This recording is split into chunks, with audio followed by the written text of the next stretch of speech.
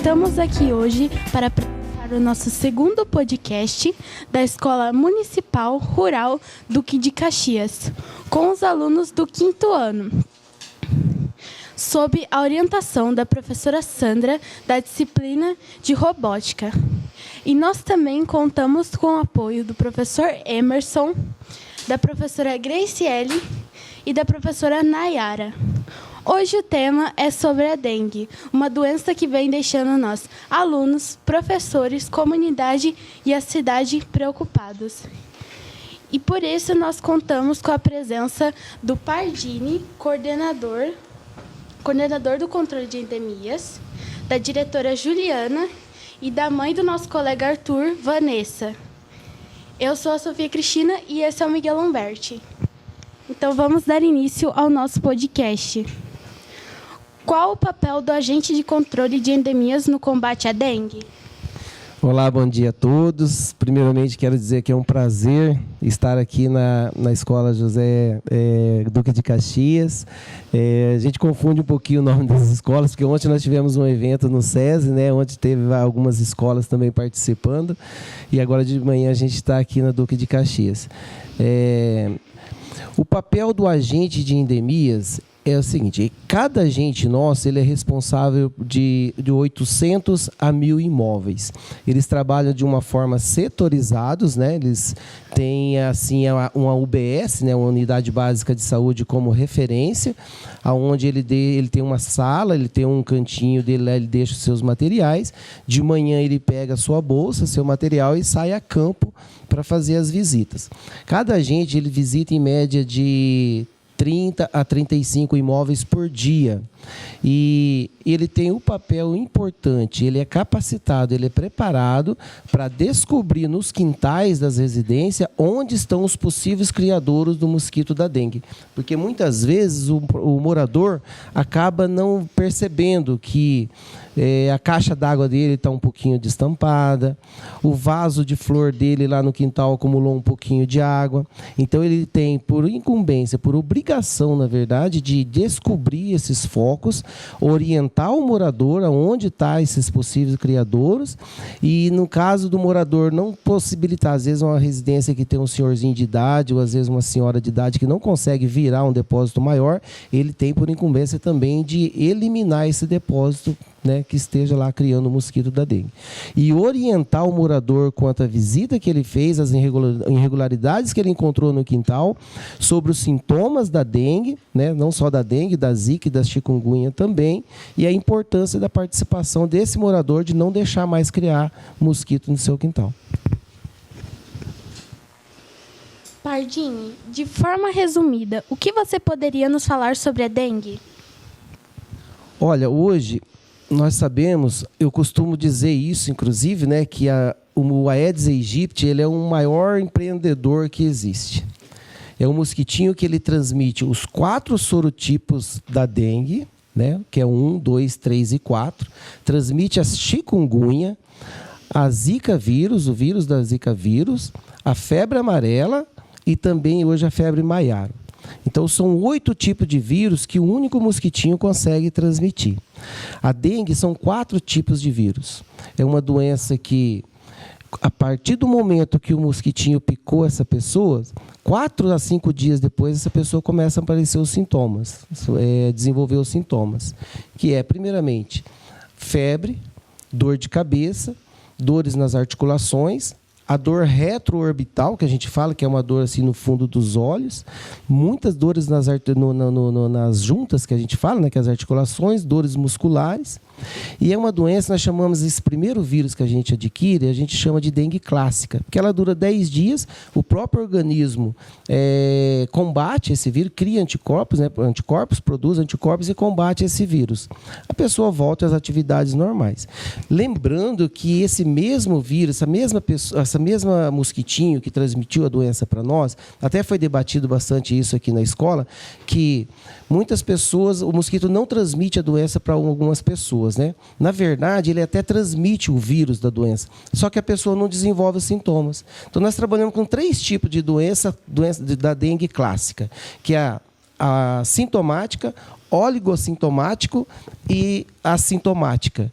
Então, oligossintomática é uma pessoa que tem o vírus, mas desenvolve uns sintomas mais moderados da doença, uma febre mais baixa, umas dores mais tranquilas no corpo, não faz com que a pessoa precise procurar um médico, né? Então, ela desenvolve sintomas mais moderados. Tem pessoas que pegam o vírus e nem sabe que pegou. Não desenvolve sintomas nenhum. Enquanto outras pessoas acabam pegando o vírus e precisam ficar internada até por 10 dias. Então, isso nós chamamos de dengue clássica. 10 dias depois, essa pessoa volta às atividades dela normal. Se esse vírus primeiro que ela pegou, ela não vai pegar nunca mais. Ela fica imune a esse vírus para o resto da vida. Passados, e ele, além dele não pegar nunca mais, ele ainda fornece uma imunidade contra os outros 3 tipos de vírus que sobraram. 6 meses depois, ela pode pegar o outro vírus que sobrou, os outros 3 que sobraram. Se acontecer isso num prazo mais ou menos de 5 anos, ela pode ter uma dengue hemorrágica. Não é que ela vai ter uma dengue hemorrágica, entendeu? Mas a probabilidade dela desenvolver uns sintomas hemorrágicos é bem maior. Porque o organismo da pessoa ainda entende que ela passou por essa doença, está fragilizado o organismo dessa pessoa e ela vai pegar um outro vírus que vai agredir muito o organismo dela e acaba desenvolvendo sintomas hemorrágicos. Tá? Então, a gente trabalha com esses 2 tipos de dengue, dengue clássica e dengue hemorrágica. Interessante. Quais dicas você poderia nos dar para acabar com essa doença? Olha, gente, isso é muito... Eu falo sempre, né, que acabar com a dengue é a coisa mais fácil que tem. É a coisa mais fácil que tem.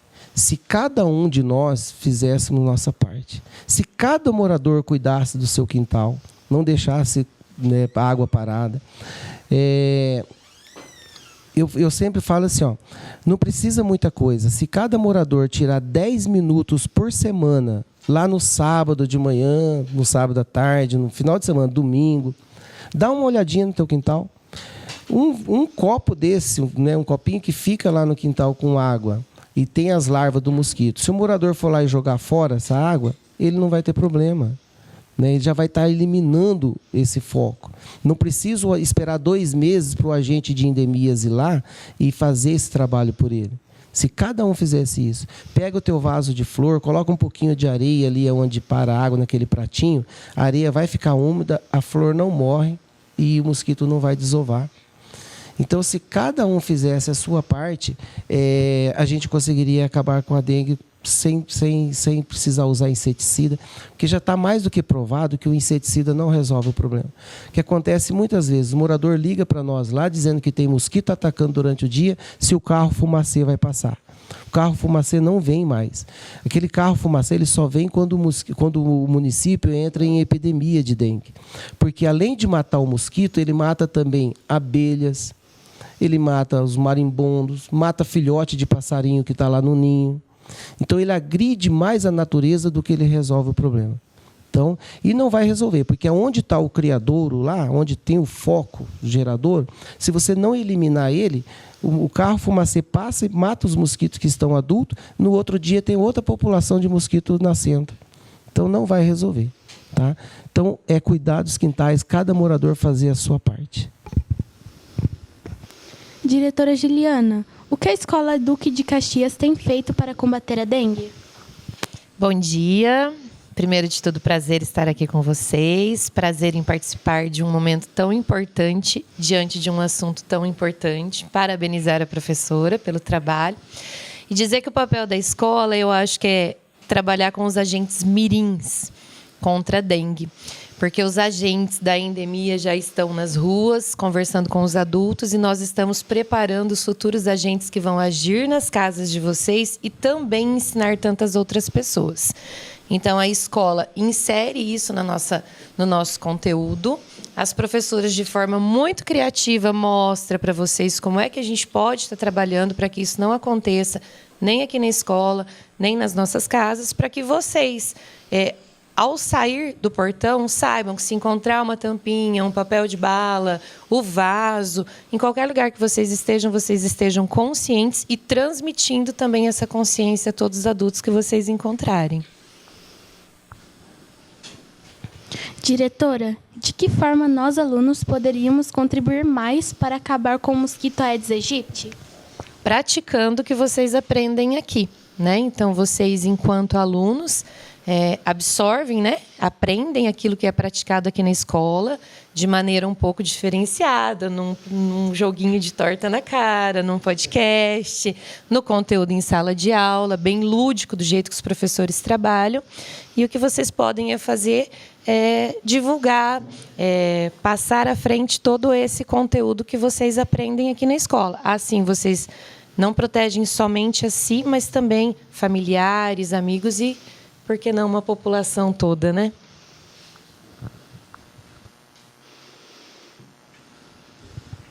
Bom, dando continuidade às perguntas. Vanessa, o que você, como moradora aqui do Campinho, tem feito para combater a dengue? Oi, bom dia. Lá em casa, a gente, geralmente, pós-chuva, assim, a gente faz um mutirãozinho, assim, entre nós lá. E aí a gente vai virando os baldes que ficou, que tem lá o restinho de água, da chuva, tudo que tiver com água parada, a gente vai eliminando. Entendi. Pardini, na sua opinião, por que nos últimos anos tivemos um aumento tão grande no número de casos dessa doença? Essa pergunta é bastante importante. Primeiramente, parabéns, viu, Vanessa, que é justamente isso, né, que cada morador pode fazer, né? Após a cada chuva, né, não precisa esperar o final de semana, após cada chuva, dá uma olhadinha lá no quintal, né? Ficar bastante atento quanto às calhas também. Às vezes a calha está lá debaixo de uma árvore ali, que cai bastante folhas, acaba entupindo a calha. Então, tem está sempre olhando para essas situações. São diversos fatores, né, que têm aumentado a dengue, né, nos últimos anos. As más condições de vida da população é um fator, né? Fator econômico, a gente pode dizer assim também. Hoje nós temos em Arapongas cadastrado 78 pontos estratégicos, que a gente chama de PE. Né? São lugares onde as pessoas acumulam mais depósitos que podem servir de criadouros. Ferro velho, borracharias, né? Catadores de recicláveis. E hoje nós temos uma grande percentual assim de pessoas que são acumuladores, que são os piores. Recentemente nós fizemos um mutirão, pegamos os nossos agentes de endemias, pegamos o pessoal da garagem lá da prefeitura, para nós limparmos a casa de um senhorzinho de 74 anos que era acumulador. Ele não conseguia transitar dentro da residência dele de tanto lixo que ele estava levando para dentro de casa. Para vocês terem uma ideia, nós tiramos só de dentro da residência dele 12 caminhões de lixo. Só de dentro da residência. Né? Ao todo, foram 29 caminhões de lixo. Quando nós estávamos tirando aqueles entulhos, nós descobrimos um carro debaixo do lixo. Um carro e uma moto. Né? E ele vivia daquela situação. Ele não tinha banheiro na casa dele. Ele cozinhava no álcool. Né, tinha um fogãozinho lá, ele colocava uma panelinha lá, e, né, uma canequinha embaixo, ele colocava álcool em ponto de pôr fogo em tudo lá e queimar a casa dele, queimar até ele mesmo morrer queimado lá dentro. Então esses acumuladores são os piores, porque eles se apegam tanto naquele material e eles não querem se desfazer. E eles saem na rua, tudo que eles encontrarem acaba levando para lá. E isso, né, lá virou um ninho do Aedes aegypti. Né? Nós chamamos muitos criadouros lá. Então esse também é um fator. E outro fator é a mudança de hábito do próprio Aedes aegypti. Antigamente, nós fazíamos pesquisa do mosquito, você encontrava a larva do Culex, que é o pernilongo comum, em um depósito, a larva do Aedes aegypti em outro depósito e a larva do Aedes albopictus em outro depósito. Eles não compartilhavam mesmo os criadouros. Hoje não, hoje você vai lá num pneu, por exemplo, passa o pesca-larva, você vai encontrar a larva do Aedes albopictus, Aedes aegypti e do Culex, do pernilongo comum. Né? Então, eles estão se compartilhando os mesmos. Por quê? Nós estamos aprendendo que não devemos deixar água parada no quintal. Então, nós estamos eliminando os criadouros e está ficando pouco espaço para o Aedes. Aí ele começa a brigar. Dá licença que eu vou depositar meus ovos aqui também. Né? E nós sabemos que a feminha do Aedes aegypti hoje, ela sai disseminando seus ovos. Cada postura dela, cada vez que ela vai fazer uma desova, ela coloca em média de 80 ovinhos. E ela sai disseminando. Ela coloca meia dúzia num copinho lá plástico, lá mais meia dúzia no pneu, meia dúzia lá na calha. Ela sai, é uma forma que ela adquiriu de perpetuar a espécie dela. Porque ela sabe que se ela colocar os 80 ovos num depósito pequeno, quando essas larvas estiverem no quarto estágio, vai faltar alimentação para ela. Né? Então, para os filhotes dela. Por isso, ela sai disseminando os seus ovos. E outra, procurando novos lugares para desovar. Ocos de árvore hoje é um dos grandes problemas nossos para o Aedes, para o controle do Aedes aegypti, porque foge da nossa visão, foge da visão do morador, foge da visão do agente de endemias, porque eles estão migrando, estão indo procurar outros meios para se reproduzir.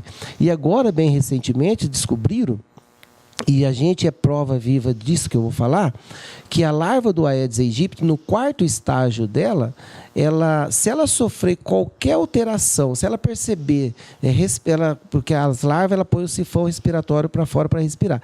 Se ela respirar e perceber que tem inseticida no ar, ela entra em diapausa. Ela não se transforma em pupa, porque a pupa ela dura 3 dias na água, ela não se alimenta, então ela fica 3 dias, tem que eclodir, no máximo 3 dias. E a larva no quarto estágio, ela percebendo isso, você mexeu no depósito dela que estava lá na natureza, ela entra em diapausa, ela não se transforma em pupa. E ela pode ficar por mais de 60 dias nessa forma de larva no quarto estágio. E nós temos um aquário lá, que eu acredito que as meninas trouxeram aqui para a escola, né?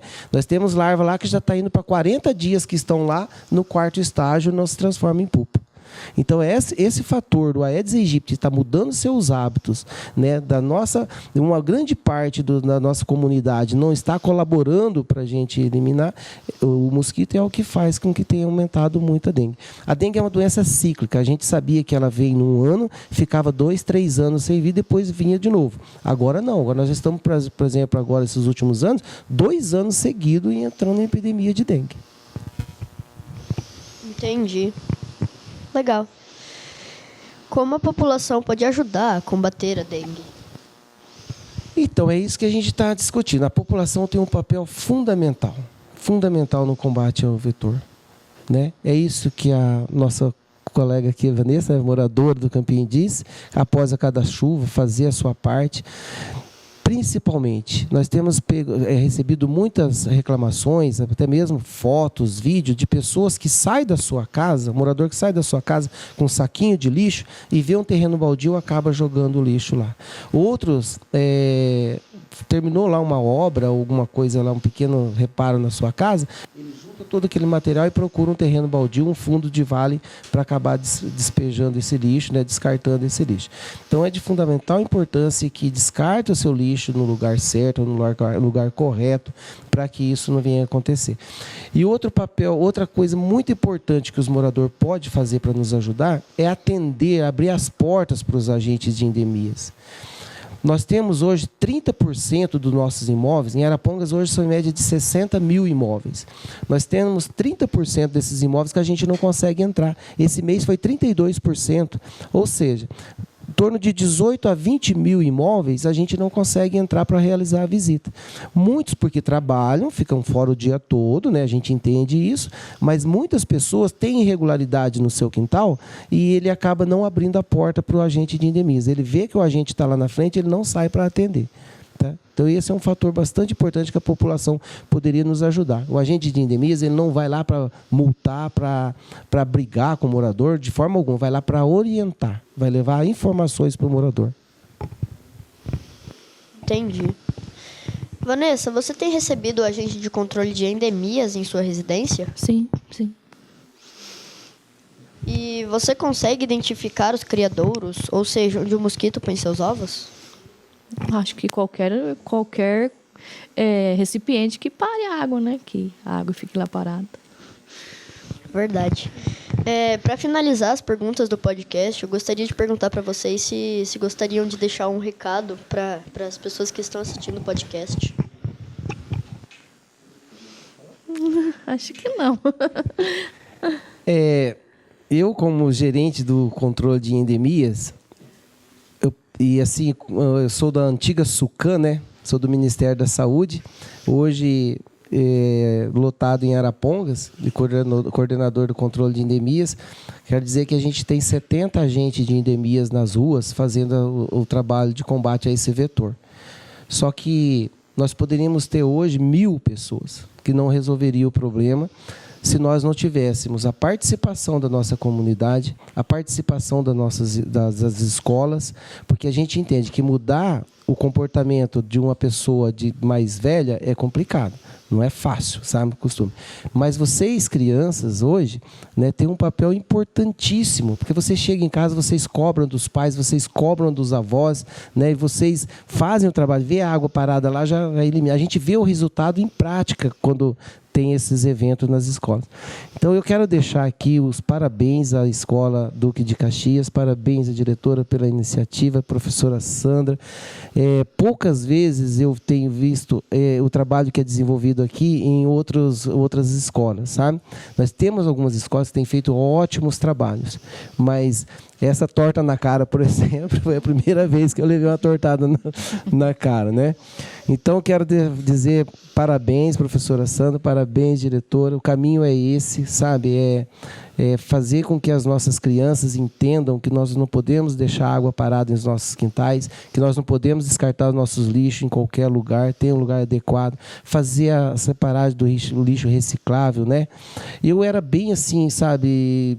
Não fazia muita reciclagem em casa, mas aí a minha esposa é professora e começou a pegar no nosso pé lá. Agora, se eu coloco lá um copinho no lugar lá errado, eu já tenho que ir lá e pôr no lugar certo, porque ela acaba cobrando, né? Então é isso, eu quero deixar aqui nossos agradecimentos e dizer que foi maravilhoso participar com vocês. A gente está com as portas abertas a hora que vocês precisarem de qualquer coisa. E, mais uma vez, parabéns. Muito obrigado. Nós gostaríamos de agradecer a presença de todos aqui, da diretora Juliana, da Vanessa, mãe do nosso colega Arthur, os agentes, e agradecer também os nossos colegas do 5º ano pela colaboração, agradecer a professora Sandra, a professora Grace, a professora Nayara, a professora Elisete, né, a assessora da Brinque Robótica, agradecer a pedagoga, e é isso. Muito obrigado por participar e assistir o podcast, e um bom dia a todos. Bom dia. Só mais uma coisinha. Eu vi aqui todo mundo falar que estava com a perna tremendo aí. Eu acho que quem ficou nervoso foi eu, não vocês.